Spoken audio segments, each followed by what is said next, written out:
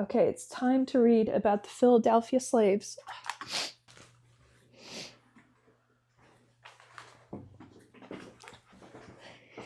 Hey, happy Black History Month. Oh man, I'm just so sad. Yeah, I'm just gonna do this with teary eyes because, why the fuck not? I'm gonna take a second. Okay, hold on.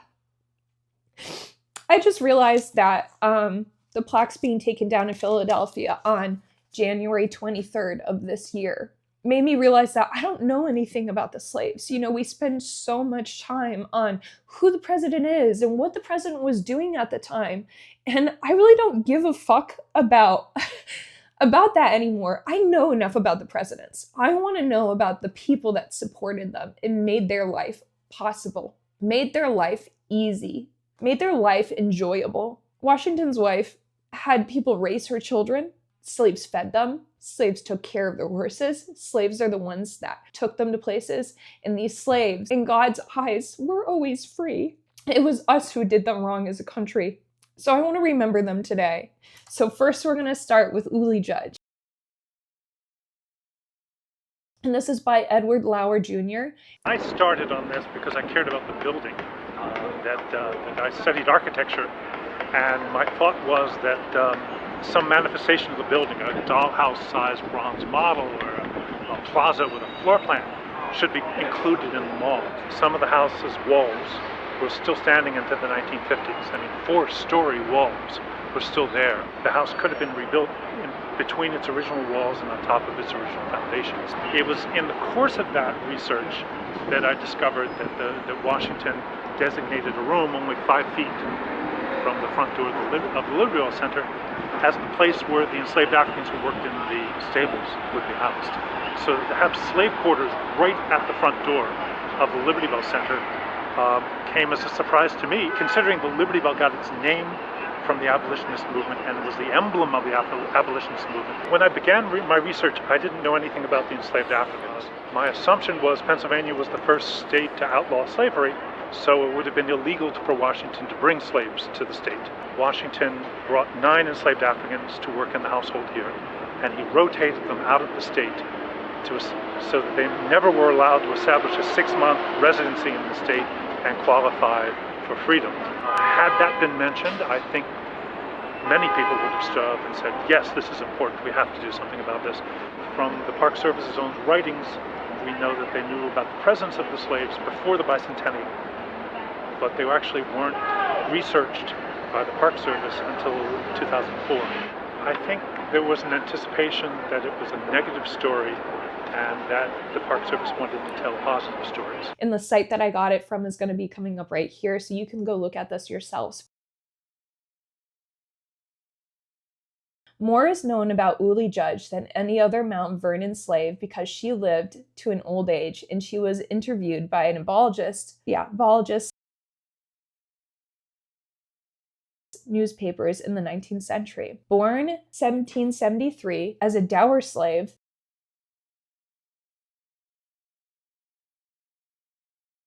the daughter of Betty, a seamstress, and Andrew Judge, a white English tailor who was an indentured servant at Mount Vernon, in the early 1770s. Washington does not seem to have recognized Oney as being Judge's child, which may indicate that Judge himself did not admit paternity. At age 10, Oney was brought into the manor house, possibly as a playmate for Mrs. Washington's granddaughter, Nellie. Oney became an expert at needlework and eventually became Mrs. Washington's body servant. In April 1789, Oney was one of 7 enslaved Africans brought to New York City.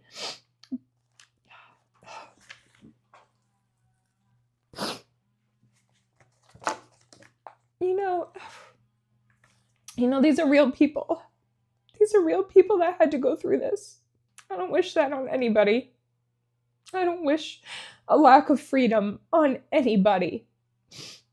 So in April 1789, Oney was one of 7 enslaved Africans brought to New York City by Washington's to work in the presidential residence. With a change in the capital in November 1790, she was brought to Philadelphia and probably shared a room with Nellie in the president's house. Oney is recorded as accompanying Mrs. Washington on shopping trips and social visits. Can you imagine being owned by another person and having to go shopping with them and seeing the excess that they live in while you struggle to get by and you don't even have the option to choose for yourself what you want? Oh, God.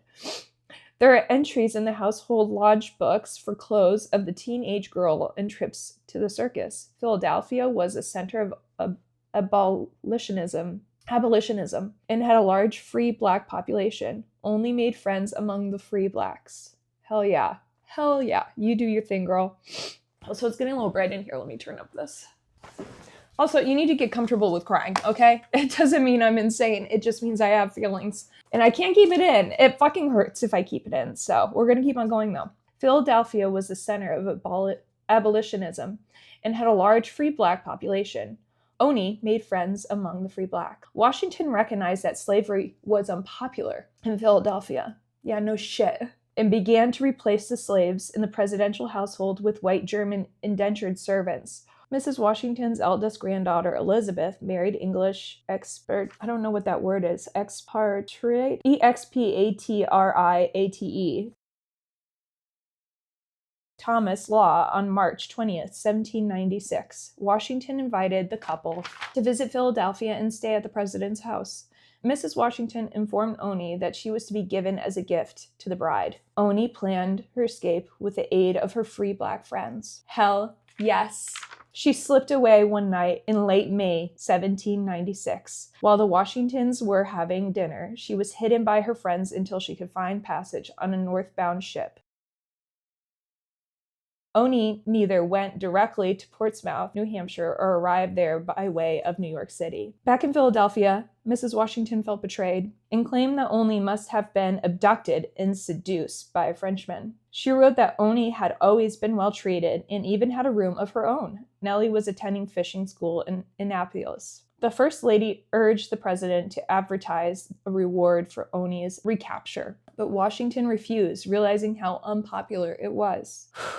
Guys, this is so anti-introspective. Imagine being captured against your will and then you escape because you were told you were given as property to another person after you have served this other white person that, again, is enslaving you and is using you as property and wants to push you off to someone else. Can you imagine the confusion of serving someone for so long since you were 10 years old and then being told that you will just be shipped off to someone else, even if you have had any attachment to that person that you are ultimately enslaved by? And she deserved to be free her whole life, and she wasn't. And do you know what this white woman said? She's ungrateful. She must have been swayed. There's no way that she would have wanted freedom on her own terms, to use her own critical thinking to say, I would like to be free. No, Mrs. Washington did not believe that. She believed that she had ownership, that she deserved to have ownership of Oney, and she didn't. She didn't. But yet, she didn't think that way, despite realizing that it was unpopular, right? Unpopular. You know what it was? It wasn't just unpopular.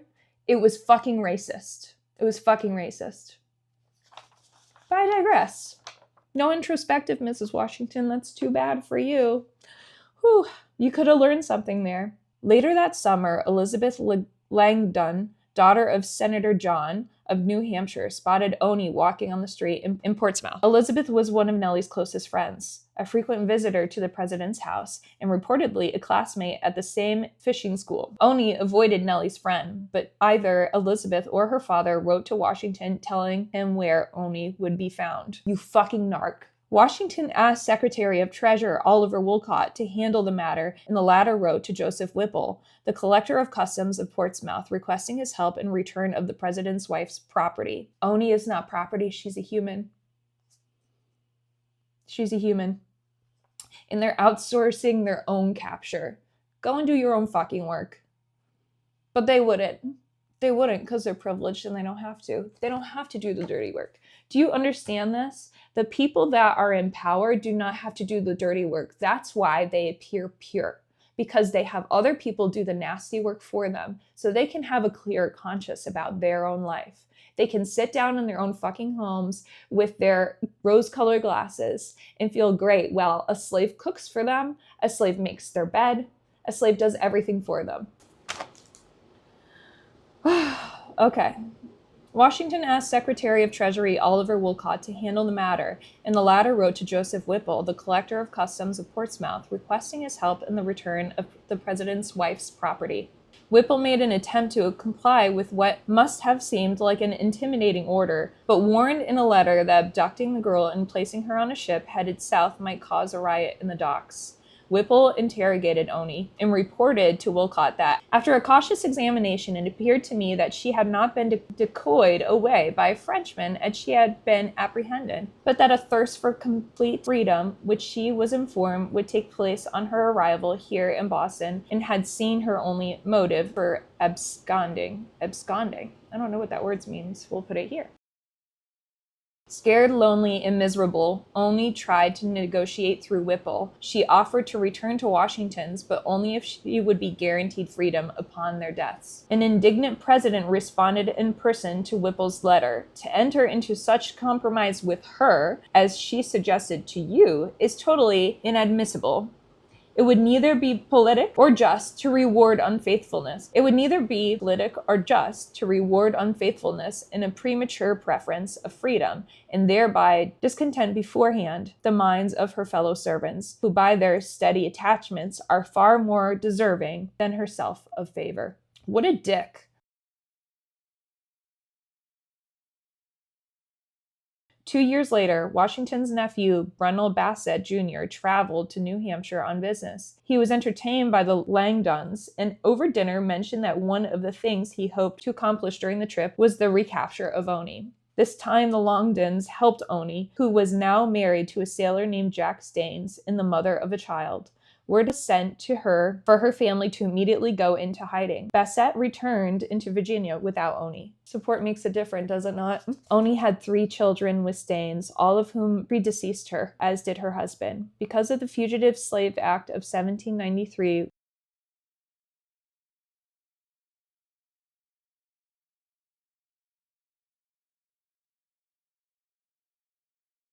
which Washington signed into law in Philadelphia, probably in his private office, barely a dozen feet away from where Oney slept. She lived the rest of her life as a fugitive. Oney Judge Staines died in Greenland, New Hampshire on February 25th, 1849. So the age of death, she was likely 75, escaped at the age likely at 23, and she was a fugitive for 52 years. Oney Judge, you are a badass motherfucker, and I am so proud of you for leaving. And not just leaving, escaping. I'm so proud. And standing up and talking to people and trying to negotiate your way, that must have been so terrifying. I have not heard of such bravery in a long time, and I'm proud of you. I'm just like, I'm so proud. Okay, let's talk about Hercules. Hercules, my man. This is the cook, okay? Hercules, one of Washington's slaves, was the chief cook at Mount Vernon in 1786.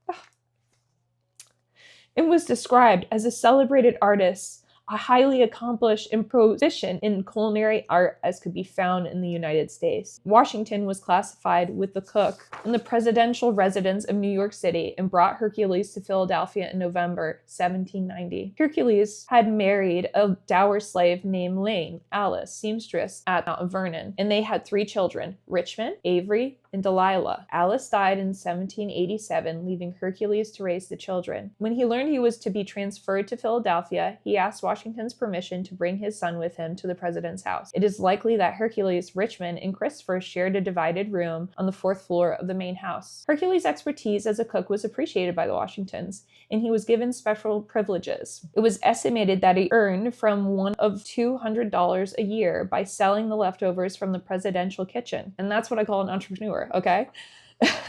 Game sees game. Oh man, I'm sick. God.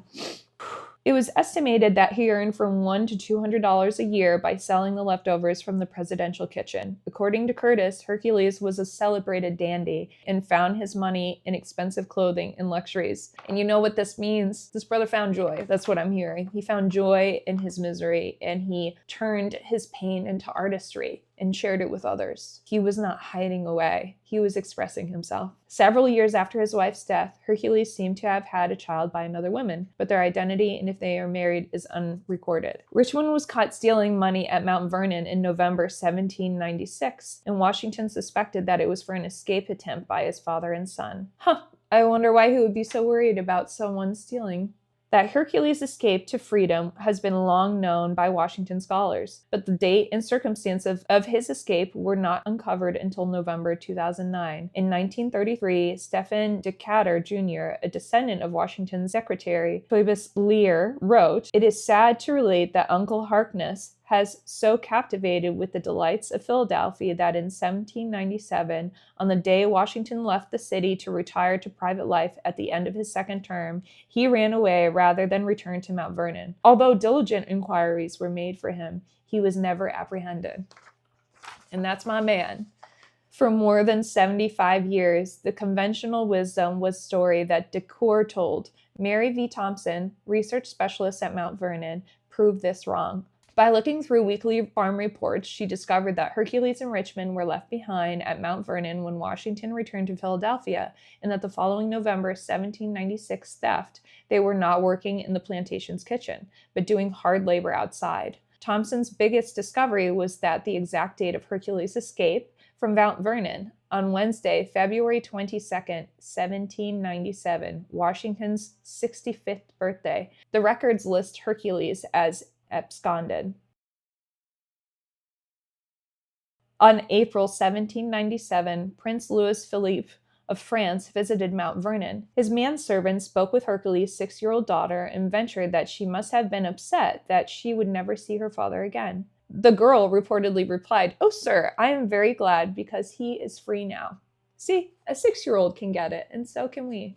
By the provisions of Washington's will, Hercules was legally emancipated in 1801, making him no longer a fugitive but a free man. Richmond, Avery, and Delia, dower slaves through their mother, remained in bondage. The chief book would have been termed in modern Puritans a celebrated artiste. He was named Hercules and familiarly termed Uncle Harkness, trained in the mysteries of his part from an early youth in the palmy days of Virginia, when her 1,000 chimneys smoked to indicate the generous hospitality that reigned throughout the whole length of the breadth of her wide domain. Uncle Harkness was, at the period of the first presidency, as highly accomplished a prolific in culinary arts as could be found in the United States. He was a dark brown man, little, if any, above usual size, yet possessed such great muscular power as to entitle him to be compared with his namesake of fabulous history. The chief cook glorified the cleanliness and nicety of his kitchen. Under his iron discipline, woe to his underlings if speck or spot could be discovered on the tables or dressers, or if utensils did not shine like polished silver. With the luckless waits who had offered in these particulars were no arrests of punishment, for judgment and execution went hand in hand. The steward, and indeed the whole household, treated the chief cook with such respect, as well as his valuable services, as for his general good character and pleasing manners. It was while preparing the Thursday or Congress dinner at Uncle Harkness shone in all his splendor. It was while preparing the Thursday or Congress dinner that Uncle Harkness shone in all his splendor. During his labors upon his banquet, he required some half-dozen aprons and napkins out of order. It was surprising the order and discipline that was observed in so a bustling scene. His underlings flew in all directions to execute his orders, while the great master spirit seemed to possess the power of ubiquity, and everywhere at the same moment. King work.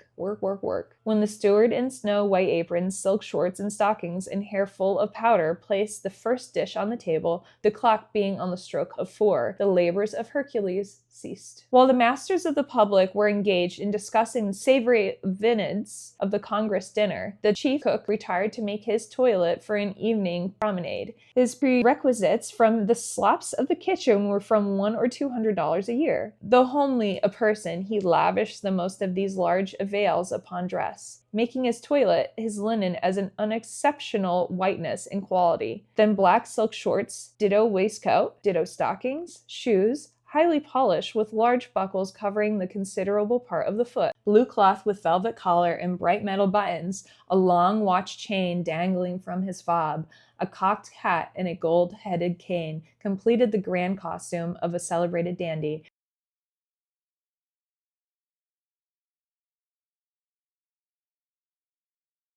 For there were dandies in those days of the president's kitchen. Thus arrayed, the chief cook invariably passed out at the front door, the porter making a low bow, which was promptly returned. Joining his brother loungers of the Pave, P-A-V-E, he proceeded up Market Street, attracting considerable attention. At street being, in the old times, the resort where fashionables did most congregate, many were not a little surprised to behold so extraordinary personage, with others who knew him would make a formal and respectful bow, as they might receive in return the salute of one of the most polished gentlemen in the various dandy of nearly 60 years ago. That's amazing. Okay, now we're going to talk about Moll. I hope I'm saying it right, Moll. I don't want to say it wrong. I'll tell you that. Moll, a dower slave, was the nanny for Martha Curtis' 4 children by her first marriage, 2 of whom died young. Moll was 19 when she came to Mount Vernon upon the marriage of the widow Martha Curtis and George Washington in January 1759, and so was born around 1739. She nursed Mrs. Washington's daughter, Patsy, until the sickly girl's death at age 17 in 1773. That must have been heartbreaking for everybody. Moll appears to have never married or had children of her own, although at one point historians mistakenly assumed that she had been Austen's wife. Moll was described as Martha Washington's personal maid in the New York and Philadelphia households, but she probably was primarily the nanny of the First Lady's 2 youngest grandchildren. When Moll arrived at the president's house in 1790, it is likely that she slept on one of the divided rooms over the kitchen with either 11-year-old Nellie or 9-year-old G.W. Parke Curtis. Moll returned to Mount Vernon in 1797 at the end of Washington's presidency, so it's 7 years later? Yeah. She's recorded as standing at the door of Washington's bedroom as he died. On December 17, 1799, after Martha Washington's death in 1802, Moll probably became part of the household of one of the Curtis's grandchildren. One of them later described her as Mommy Molly, my old nurse who always overwhelmed me with caresses when I visited Mount Vernon, from whom I was ever afflicted to part. All right, now we're going to talk about Austen. So I wrote down here likely birth is around 1759 and death December 20th, 1794. Austen was the son of Betty, a dower slave who brought him as a baby when she came to Mount Vernon upon the marriage of Martha Curtis and George Washington in January of 1759. The identity of his father is not known, but Austen was of mixed racial heritage. Beginning in the mid-1770s, he worked as a waiter in the mansion at Mount Vernon and appears to have also worked as a postilion or footman of the carriage. During the Revolutionary War, Austen may have been the young man who accompanied Martha Washington on at least one of her visits to her husband in the field. He was trusted to make long rides on his own, including trips from Philadelphia to Mount Vernon. Austen was half-brother of Oney Judge. He married another dower slave at Mount Vernon, possibly a seamstress named Charlotte. Moll, whom some historians have assumed had been his wife, was about 18 years his senior. Austen seems to have been a stable worker at the presidential residence in New York City and Philadelphia. In the president's house, he probably slept in the slave quarters adjoining the stables with Giles in Paris. Austen died on December 20th, 1794, after a fall from a house near Hartford, Maryland. He was survived by his widow and 5 children, 2 sons and 3 daughters. Austen's children seem to have been inherited by G.W. Parke Curtis after Martha Washington's death in 1802, and probably were moved to Arlington House, now Arlington National Cemetery. It is not known what became of his widow. Rest in peace, you guys. All right, now we're going to talk about Giles.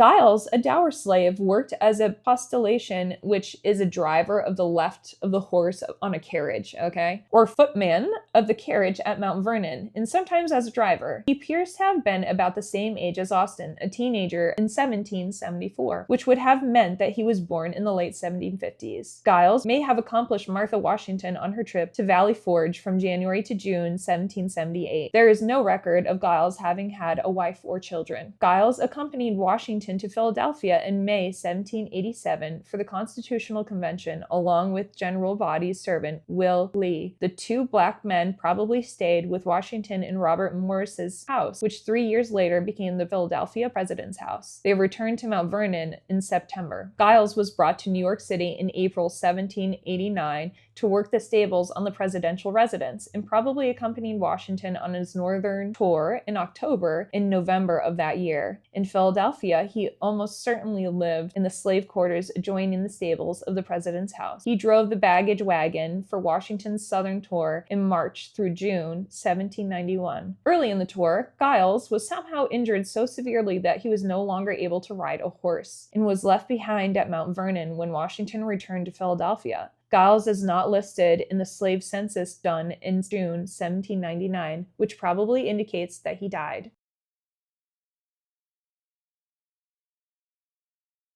So he was alive late 1750s through 1799, so lifespan is about 40 plus years. And Giles, we thank you for your service to this country.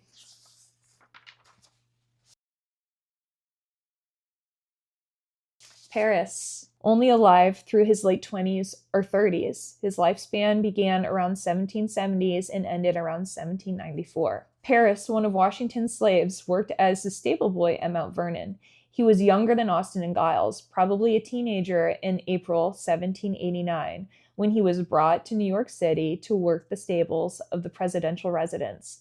He may have accompanied Washington on his northern tour in October and November of that year. Paris was brought to Philadelphia in November 1790 and almost certainly lived in the slave quarters adjoining the stables of the president's house, with Giles, no less. And he's a little rebel. That's what I wrote, rebel with a heart. So in March 1791, Paris accompanied Washington on his southern tour, but his misbehavior on the trip angered the president. Oh, that makes me so happy. Let's read that again, shall we? In March 1791, Paris accompanied Washington on his southern tour, but his misbehavior on the trip angered the president. As punishment, Washington left him at Mount Vernon in 1791 and returned to Philadelphia without him. There was a good deal of sickness at Mount Vernon in the autumn of 1794. Washington's overseer writes him of Paris's death in October of that year. And we call Washington a great man. That's not great, that's weak. He is a weak man. A weak man is a man that cannot stand on his own values and must demean other people and possibly and indefinitely kill them. He killed him for misbehaving. He killed him. That's our president. That's our history.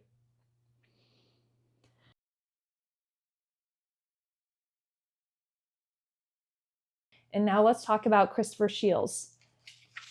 Hey, Christopher, how you doing, my friend? Mwah! Christopher, let's see, what were you up to at the time? Christopher was born in 1774. A dower slave, was the nephew of Will, also known as Billy Lee, who had been Washington's body servant throughout the Revolutionary War. In the post-war years, Will was injured in 2 serious falls and became incapacitated. Will accompanied Washington to New York City in 1789, and young Christopher was brought along to help. When the capital moved to Philadelphia in 1790, Will was retired to Mount Vernon, and Christopher became the president's sole attendant. The teenager probably lived on the 4th floor of the main house in the room with Hercules and Richmond. Oh, we got another picture here. Christopher seems to have been one of the few Mount Vernon slaves who could read and write. He may have been taught by Will, who reportedly was an evangelical Christian. All right, preach it. And possibly a minister. George Washington Lafayette, the teenage son of the Marquis de Lafayette, lived with the Washingtons for more than a year, beginning in April 1796. Christopher was close in age to the young Frenchman, and the two seemed to have become friends. Soon after Washington's retirement, Christopher was bitten by a dog, which was feared to have been rabid, and Lafayette wrote to Washington inquiring about his health. In September 1799, Christopher requested Washington's permission to marry a slave from another plantation, one who seems to have been able to read and write. A few days later, Washington intercepted a note sent between them outlining the escape planning. Washington foiled the plan, but Christopher does not seem to have been punished. 3 months later, Christopher attended Washington on his deathbed. Humans who have a heart for people heal and comfort despite their own pain. All right, Richmond, let's talk about you, my friend. Richmond was born in 1776. Richmond was the son of Hercules and Lame Alice, a dower slave who worked as a seamstress at Mount Vernon. He was born in 1776 and had 2 sisters. Richmond was 11 when his mother died in 1787. 3 years later, when his father learned that he was to be transferred from Mount Vernon to the president's house, he asked Washington's permission to bring Richmond. Washington reluctantly agreed, and Richmond worked as a scullion in the kitchen for the first year in Philadelphia. Among the teenager's duties was to sweep the chimneys. He probably slept with his father on the 4th floor of the main house. Richmond was caught stealing money at Mount Vernon in November 1796. Washington made the assumption that the theft was part of a planned escape attempt, possibly the father and son together. However, Hercules did escape to freedom several months later, but alone. Richmond was demoted to a simple laborer and was unmarried and working at River Farm in 1799. His fate and that of his sisters, also dower slaves after Martha Washington's death in 1802. His fate and that of his sisters, also dower slaves after Martha Washington's death in 1802, is not known. Thank you for your service, Richmond. Evidence of Joe, a 9th enslaved African brought to the president's house, was uncovered in 2004. Washington mentions Postulician Joe in an October 19 Washington mentions Postulician. That's such a hard word for me. Postulician. God, just say he drives a cart, right? Can we just say that? Washington mentions Postulician Joe in October 19, 1795 letter, written toward the end of an 8-day journey from Mount Vernon to the capital. It can be inferred that Joe arrived in Philadelphia with the rest of the traveling party the following day. A postulician was a footman for the presidential coach, and Joe would have worked on the stables of the president's house and probably been housed between the kitchen and the stables. It is not known how long Joe was in Philadelphia. There is no documentation for Joe's age. His inclusion as an adult in the 1786 Mount Vernon slave census implies that he was then over the age of 14. Joe's wife, Sal, was born around 1769 and worked as a seamstress at Mount Vernon. Joe may have been about the same age at the time he came to Philadelphia. They had 3 sons, Henry, Elijah, and Dennis. Sal and their children were owned by George Washington and freed after the president's death. They took the surname Richmond. Joe was a dower and would have been one of the 153 enslaved Africans inherited by Martha Washington's grandchildren after her death in 1802. It is not known which. Although he remained enslaved, Joe and Sal Richardson, managed to stay together and had at least 7 children, all of whom were free. 2 of their sons were working at Mount Vernon in 1835. Additionally, they found the foundation of the underground passage that connected the kitchen and the main house. This is thought to have been used as servant area, mostly by the enslaved and indentured workers at the house.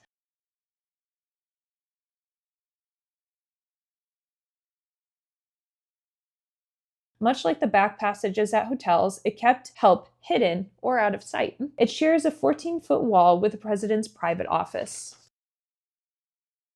And speaking of underground passages, let's talk about this right here. So I picked this up at an event, and this little booklet is called National Underground Railroad Network for Freedom. Written to one of America's most well-known freedom fighters, Harriet Tubman, these words also pay tribute to countless others whose personal desire for liberty and individual resistance to enslavement resulted in a scattered migration that shaped history. Their escape and flight, their resourcefulness and skill created the nation's first civil rights movement, a many-layered wave of social change known as the Underground Railroad.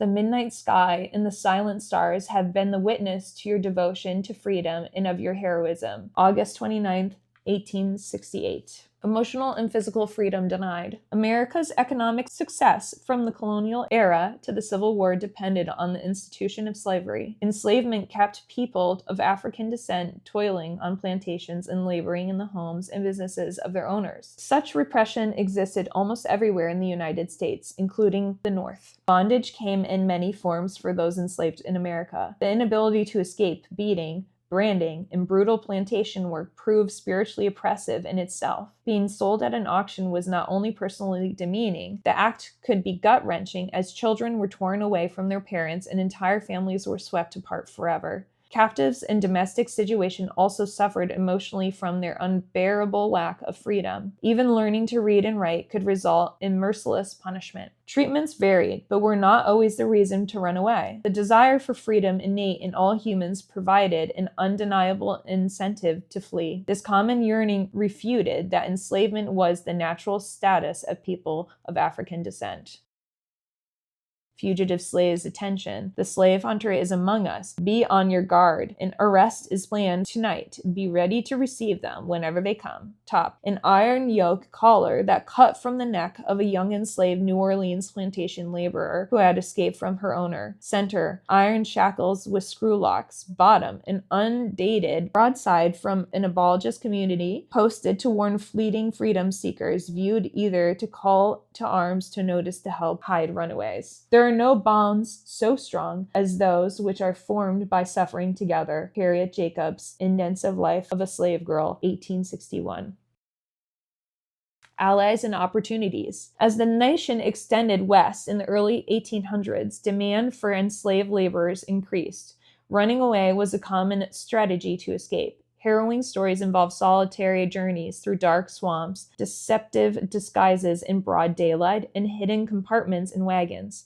Most runaways fled on their own, but some found liberty aided by family, fellow freedom seekers, and abolitionists. Few acts of fight involved operatives venturing into the South to assist freedom seekers in their escape. As individual acts of self-emancipation and resistance increased, a compromise meant to maintain the Union helped fuel anti-slavery. Tensions grew as many Northerns opposed the controversial Fugitive Slave Act of 1850, which enforced the capture and return of fugitives. Attempts to assist runaways increased and led to organized networks of agents and conductors aiding passengers along an expanding but unseen underground railroad. The most unrestricted route to freedom finally opened up with the Emancipation Proclamation on January 1st, 1863. Enslaved African Americans sought refuge with the advancing Union Army, and many of the men were recruited as soldiers. The people like John and Jean Ratkin in Ohio aided thousands of freedom seekers from 1825 through 65. The 1854 Boston slave riot inflamed the feelings against slavery in Massachusetts. William Still was a free African American in Philadelphia who aided runaways and helped reunite families. A broadside endorsed by Frederick Douglass and other leaders urged African Americans to enlist.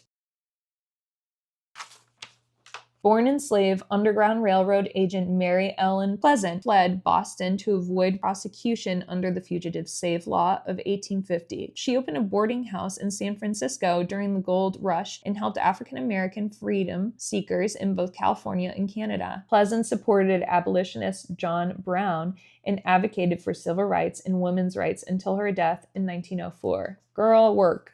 No single site or route completely reflects and characterizes the Underground Railroad. The story and resources involve networks and regions rather than individual locations and trails. Personal journeys of courage, commitment, and trust. The Underground Railroad was not defined by geographic boundaries. Anti-slavery activities and individual acts of liberation occurred whenever sentiments grew against bondage.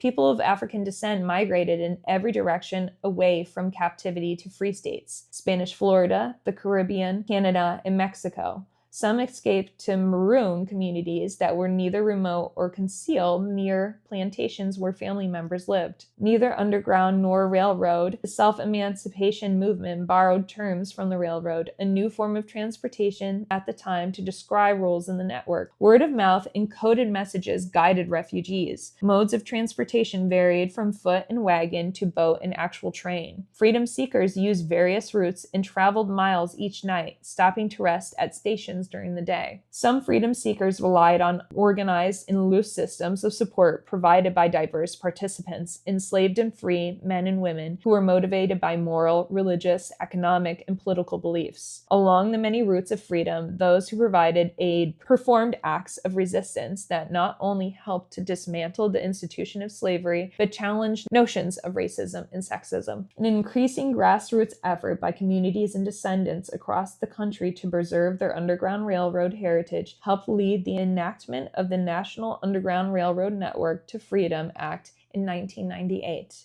Today, the National Park Service collaborates with community initiatives around the country through the National Underground Railroad Network to Freedom Program, or NTF. Work to coordinate preservation and education efforts nationwide helps integrate local historic sites, museums, and interpretive programs associated with the Underground Railroad into a mosaic of community, regional, and national stories. The National Underground Railroad Network to Freedom program honors and commemorates the people of the nation's first civil rights movement, their descendants, and all those who continue to explore and uncover even more self-emancipation stories. Today is important network continues to unite people across racial, gender, religious, and class lines to promote social change. Why do you want freedom? Because I am man.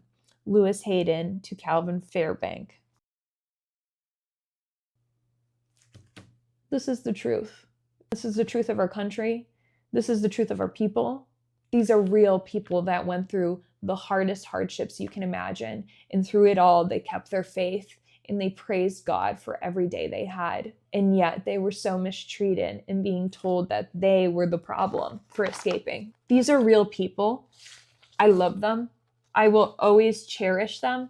And I thank them for making the country what it is, because it is the backs of slaves that we have survived until today. Not because of the white man, but because of the man that was not free. And we thank you for your service. And I hope you all feel free today and you acknowledge and you soak up the freedom that you have been provided in this country or wherever you are.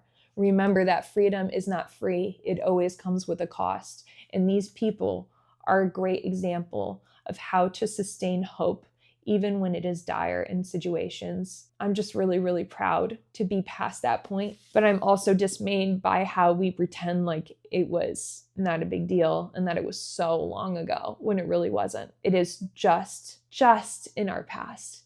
We can look back and see it clear as day. It was not that long ago. We need to remember these people. I want you to forget the name of George Washington, and I want you to start remembering the names of Oney Judge in Richmond and Paris and Hercules and all these people that served our country free of charge.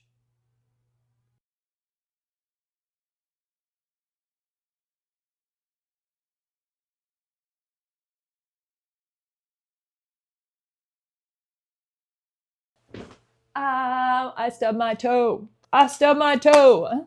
Making him no longer fugitive. Abolitionist John Brown. My mouth is getting dry, I think I can tell.